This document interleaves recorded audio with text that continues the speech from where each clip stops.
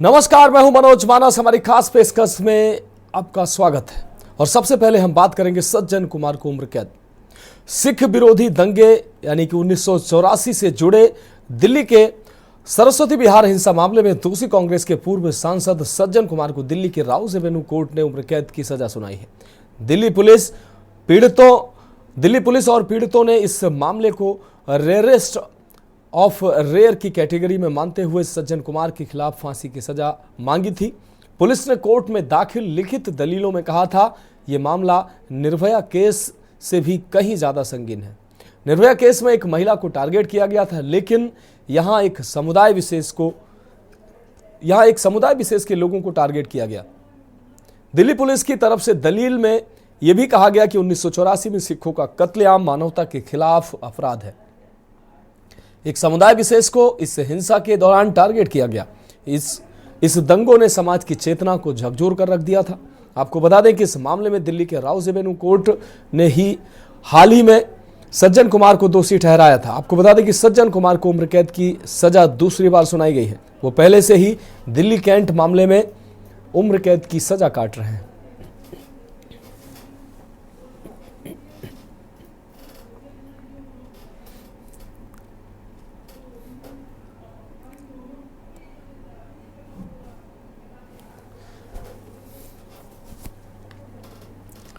तो सज्जन कुमार को उम्र कैद की सजा एक बार फिर से हुई है। सिख विरोधी दंगों से जुड़े मामले में अब उम्र कैद की सजा हुई है। दिल्ली कैंट मामले में पहले से ही वो उम्र कैद की सजा काट रहे थे। दूसरी बार उनको उम्र कैद की सजा सुनाई गई है।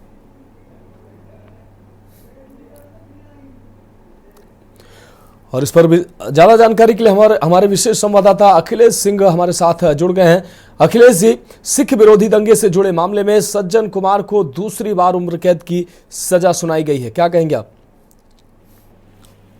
देखिए मनोज, आपको बता दें कि दिल्ली के राउज एवेन्यू कोर्ट में जब आज फैसला सुनाया गया तो सज्जन कुमार को 1984 में इंदिरा गांधी की हत्या के बाद जो दिल्ली में दंगे हुए थे, उन दंगे में एक माँ बेटी की जो हत्या की गई थी, उस मामले को लेकर सज्जन कुमार को आरोपी बनाया गया था। और सुनवाई के बाद जब आज दिल्ली के राउज एवेन्यू कोर्ट में फैसला सुनाया गया तो सज्जन कुमार को उम्र कैद की सजा सुनाई गई। वहीं अगर पीड़ित परिवार की बात की जाए तो पीड़ित परिवार कह रहा है कि उन्हें इंसाफ जरूर मिला है, लेकिन ये इंसाफ उतना नहीं है जितने इंसाफ की वो लोग मान कर चल रहे थे कि इसमें इनको सज्जन कुमार को फांसी की सजा हो सकती है। और यहाँ तक भी पीड़ित परिवार ये कहता नजर आया कि ये कांग्रेस के बड़े नेता रहे हैं, कांग्रेस के समय इनका सब कुछ चलता था, इससे इन्होंने गवाहों को प्रभावित किया है, अधिकारियों को प्रभावित किया, जिसके चलते इतना लंबा समय लगा। 1984 का केस जाके अब 2025 में फाइनल हो रहा है। तो इन तमाम चीजों को लेकर पीड़ित परिवार की तरफ से लगातार आपत्ति जताई गई और नाराजगी भी जताई गई और विरोध भी उनके द्वारा कहा गया कि इस मामले में सज्जन कुमार को फांसी की सजा होनी चाहिए, जबकि दिल्ली के राउज एवेन्यू कोर्ट की तरफ से उनको उम्र कैद की सजा सुनाई गई। मनोज, निश्चित रूप से अखिलेश जी, इस तमाम जानकारी के लिए आपका बहुत शुक्रिया। तो दूसरी बार सज्जन कुमार को उम्र कैद की सजा सुनाई गई है। इससे पहले भी दिल्ली कैंट मामले में उनको सजा सुनाई जा चुकी है। सिख विरोधी दंगे से जुड़े मामले में अब उनको उम्र कैद की सजा सुनाई गई है।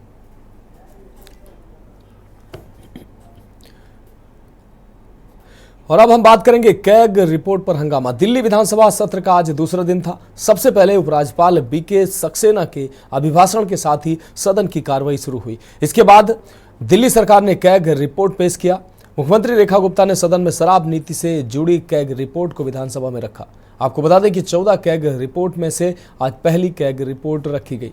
बताया जा रहा है कि नई शराब नीति से दिल्ली सरकार को करीब 2000 करोड़ का घाटा हुआ है।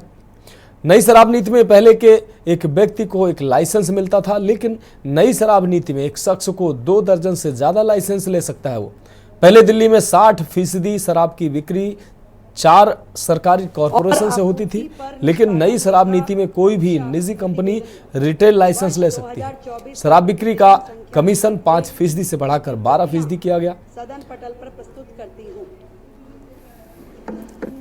राष्ट्रीय राजधानी क्षेत्र दिल्ली सरकार दिल्ली विधानसभा में कैग रिपोर्ट पेश की गई है। सीएम रेखा गुप्ता ने पहली कैग रिपोर्ट पेश की है। 14 कैग रिपोर्टों में से पहली कैग रिपोर्ट पेश की गई है। शराब नीति से जुड़ी जो कैग रिपोर्ट है वो सदन में पेश की गई है। परीक्षा वर्ष 2 राष्ट्रीय राजधानी क्षेत्र दिल्ली सरकार से संबंधित भारत के नियंत्रक एवं महालेखा परीक्षक का दिल्ली में शराब के विनियम और आपूर्ति पर निष्पादन लेखा परीक्षा प्रतिवेदन वर्ष 2024 का प्रतिवेदन संख्या नंबर 1 की प्रतियां सदन पटल पर प्रस्तुत करती हूं। राष्ट्रीय राजधानी क्षेत्र दिल्ली सरकार से संबंधित भारत के नियंत्रक एवं महालेखा परीक्षक का दिल्ली में शराब के और अब हम बात करेंगे आजम परिवार को राहत, बेटे को रिहाई। समाजवादी पार्टी के नेता आजम खान के परिवार को बड़ी राहत मिली है। आपको बता दें कि आजम के बेटे अब्दुल्ला आजम खान की हरदोई जेल से रिहाई हो गई है। अब्दुल्ला आजम खान की 42 मामलों में जमानत होने के बाद सोमवार को कोर्ट से रिहाई के परवाने जारी हुए थे। रिहाई के परवाने मिलते ही हरदोई जेल प्रशासन ने मंगलवार को दोपहर में अब्दुल्ला को जेल से रिहा कर दिया। वह 17 माह 3 दिन जेल में रहे।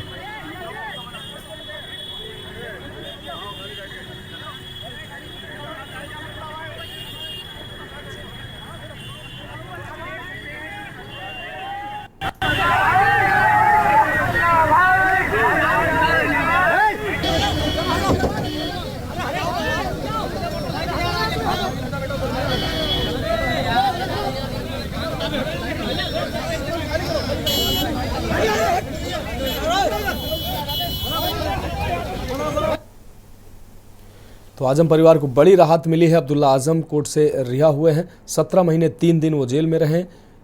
तो आजम खान के बड़े बेटे हैं अब्दुल्ला आजम। 17 माह 3 दिन वो जेल में रहे हैं। आजम परिवार को बड़ी राहत मिली है।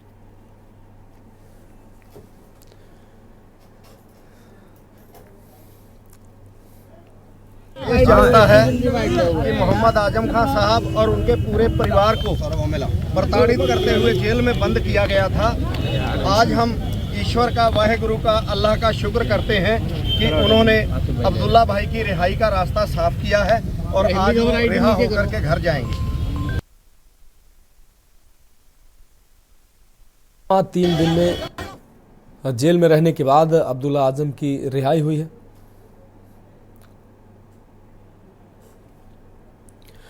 और इस खबर पर ज्यादा जानकारी के लिए हमारे संवाददाता अंबुज मिश्रा हमारे साथ जुड़ गए हैं। अंबुज, आजम परिवार को बड़ी राहत मिली है। अब्दुल्ला आजम 17 महीने 3 दिन जेल में रहने के बाद उनकी रिहाई हुई है, क्या कहेंगे? जी बिल्कुल बताना चाहूंगा कि आज हरदोई जनपद की जेल में बंद अब्दुल्ला आजम की रिहाई हुई है। लगभग 17 महीने उनके द्वारा जेल में बिताए गए और कोर्ट के द्वारा एक उनको बड़ी राहत दी गई है। लगभग उनको 17 महीने बाद रिहा करने का जो आदेश हुआ, जिसके चलते हरदोई जनपद से जब वो रिहा हुए तो अब्दुल्ला आजम के परिवार में एक काफी खुशी और साथ ही दर्शकों जो उनके समर्थक थे उनमें भी एक खुशी मौजूद साफ झलक रही थी कि उनके जो अब्दुल्ला आजम है आज जेल से 17 महीने बाद रिहा हुए हैं। हाँ बिल्कुल अंबुज, इस तमाम जानकारी के लिए आपका बहुत शुक्रिया। तो अब्दुल्ला आजम की रिहाई हुई है। बेटे अब्दुल्ला आजम जेल से रिहा हुए हैं। आजम खान के बेटे 17 महीने 3 दिन वो जेल में रहे। 40 मामलों में उनको जमानत मिली, उसके बाद उनकी रिहाई हुई है। तो आजम परिवार के लिए बड़ी राहत की बात है।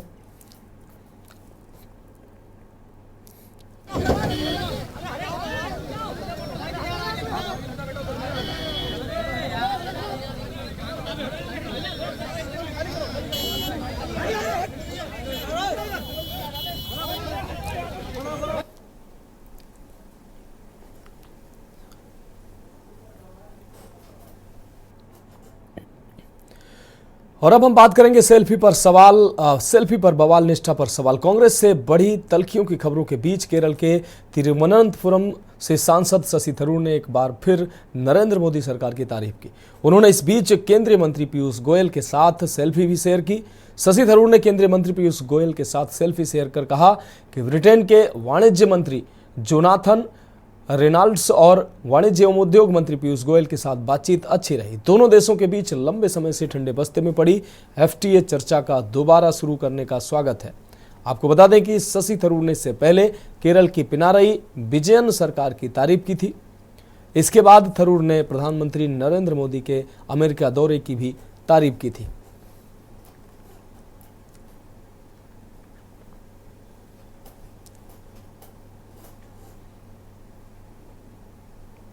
तो कांग्रेस से मतभेदों की अटकलें लगाई जा रही हैं, क्योंकि शशि थरूर लगातार भारतीय जनता पार्टी की नीतियों का बखान करते नजर आते हैं। पीयूष गोयल के साथ अब उन्होंने सेल्फी पोस्ट की है, तो सेल्फी शेयर की है। प्रधानमंत्री का भी वो समय समय पर उनकी तारीफ करते रहते हैं, जिसके बाद कांग्रेस से मतभेदों की बात कहीं ना कहीं चर्चा का विषय बन जाती है। तो शशि थरूर ने पीयूष गोयल के साथ सेल्फी शेयर की है।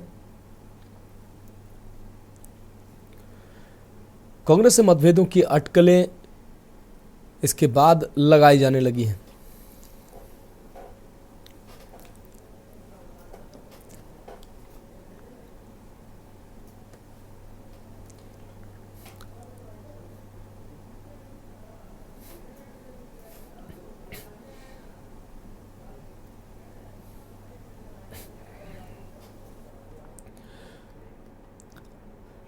और अब आगे हम बात करेंगे बच्चों के सौदागरों पर शिकंजा, एक ब्रेक के बाद। आप देख रहे हैं के न्यूज, खबरों का सारथी। ब्रेक के बाद हमारी खास पेशकश में एक बार फिर से आपका स्वागत है। हम बात कर रहे हैं बच्चों के सौदागरों पर शिकंजा। खबर लखनऊ से है, जहां लखनऊ के मड़ियाओं इलाके में एक बड़े गिरोह का खुलासा हुआ है जो नवजात बच्चों की तस्करी करता था। पुलिस ने इस गिरोह के 6 सदस्यों को गिरफ्तार किया है, जिनमें 3 पुरुष और 3 महिलाएं शामिल हैं। गिरोह के सदस्य नवजात लड़कों को 5 लाख रुपए में और लड़कियों को 3 लाख रुपए में बेचने का कारोबार करते थे। मड़ियाओं पुलिस और क्राइम ब्रांच की संयुक्त कार्रवाई में गिरोह के जिन सदस्यों को गिरफ्तार किया गया, उनमें नर्सिंग होम के management holder doctor Altaf, clinic के कंपाउंडर नीरज कुमार गौतम, ठेकेदार विनोद सिंह, अस्पताल में मरीज सहायक कुसुम देवी, संतोष कुमारी और सिलाई करने वाली शर्मा देवी शामिल हैं। पुलिस ने गिरोह के पास से एक नवजात शिशु भी बरामद किया, जिसे बेचने के लिए तैयारी की जा रही थी। इस गिरोह ने मड़ियाओं इलाके के एक नर्सिंग होम में यह गैरकानूनी धंधा चला रखा था। पुलिस का कहना है कि यह गिरोह लंबे समय से नवजात बच्चों को खरीदने और बेचने के काम में ये लिप्त था। इसके खिलाफ कड़ी कार्रवाई की जा रही है। गिरफ्तार आरोपियों से पूछताछ जारी है और पुलिस मामले की पूरी तहकीकात कर रही है।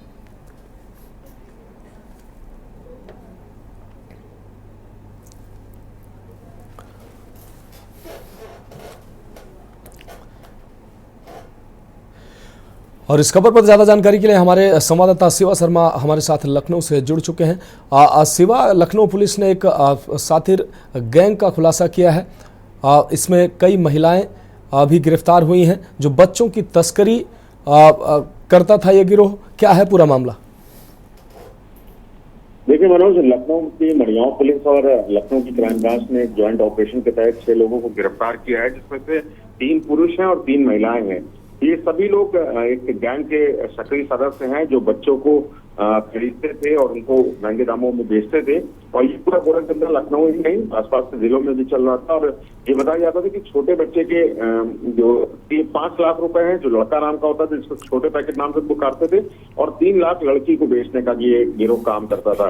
तो 5 लाख और 3 लाख में लड़के लड़कियों का जो नवजात शिशु है, जो पैदा हुए उनको कुछ ही दिन होता है, उनकी खरीद फरोख्त का काम करते थे। और पुलिस ने जो मैनेजमेंट है, जो नर्सिंग होम का एक मैनेजमेंट होल्डर है डॉक्टर अल्ताफ, क्लिनिक के कंपाउंडर है नीरज कुमार गौतम, ठेकेदार विनोद सिंह और अस्पताल के मरीज की सहायिका कुसुम देवी, संतोषी कुमारी और सिलाई का काम करने वाली शर्मा देवी, इन 6 लोगों को गिरफ्तार किया और इनके पास से एक नवजात शिशु भी बरामद हुआ है। पुलिस के लिए बहुत एक अहम कड़ी है कि जिन लोगों को गिरफ्तार किया है उनसे ये जानकारी निकालना कि ये गोट धंधा कब से चल रहा था, छोटे छोटे बच्चों की, जो कि ये पूरी तरीके से असंवैधानिक है और पूरी तरीके से गैर कानूनी भी है कि किसी भी बच्चे की खरीद फरोख्त नहीं हो सकती है। ऐसे में ये धंधा लखनऊ और लखनऊ के आसपास के जिलों में कब से चल रहा था, कितने बच्चे इन्होंने खरीद फरोख्त किए हैं, इन सभी चीजों के बारे में जानकारी की जा रही है। लेकिन गिरोह के जो अभी प्राइमा फेसी 6 सदस्य हैं, उन लोगों को पुलिस ने गिरफ्तार कर फिलहाल जेल भेज दिया है। हाँ बिल्कुल शिवा शर्मा, इस तमाम जानकारी के लिए आपका बहुत शुक्रिया। तो नवजात बच्चों की खरीद फरोख्त वाला गैंग जिसका पुलिस ने खुलासा किया है, 6 सदस्य इस गिरोह के पुलिस ने गिरफ्तार किए हैं।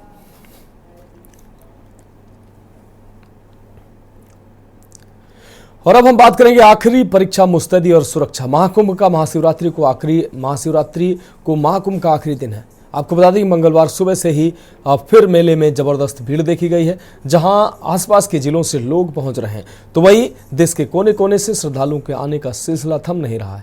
लिहाजा प्रयागराज शहर के सभी एंट्री पॉइंट्स पर जाम का नजारा दिख रहा है। पुलिस धीरे धीरे वाहनों को निकाल रही है। भीड़ को देखते हुए प्रशासन ने मंगलवार शाम 6 बजे से प्रयागराज शहर को नो व्हीकल जोन घोषित किया है।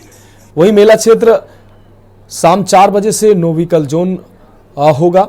गंगा आपको बता दें, हालांकि भीड़ को देखते हुए मंगलवार सुबह से ही प्रयागराज पहुंचने वाली गाड़ियों को संगम से 10 किलोमीटर पहले पार्किंग में रोका गया है। आपको बता दें, प्रशासन ने अपील की है कि श्रद्धालु नजदीक घाट पर स्नान करें और घर जाएं।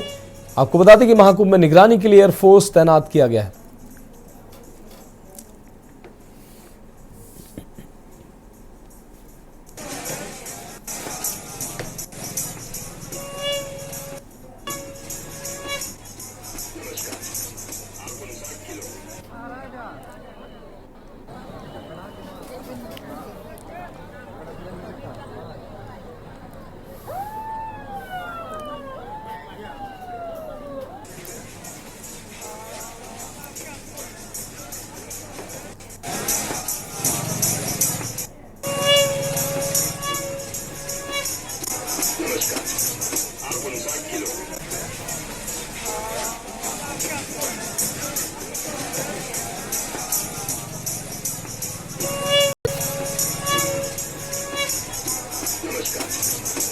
तो श्रद्धालुओं का आंकड़ा लगातार बढ़ रहा है। आखिरी परीक्षा के लिए पूरी मुस्तैदी प्रशासन कर रहा है। कल महाशिवरात्रि पर आखिरी स्नान के साथ महाकुंभ मेला समाप्त होगा। तो फिलहाल हमारी खास पेशकश में अभी के लिए मेरे साथ इतना ही। मुझे दीजिए इजाजत और आप देखते रहिए के न्यूज इंडिया। आप देख रहे हैं के न्यूज, खबरों का सारथी।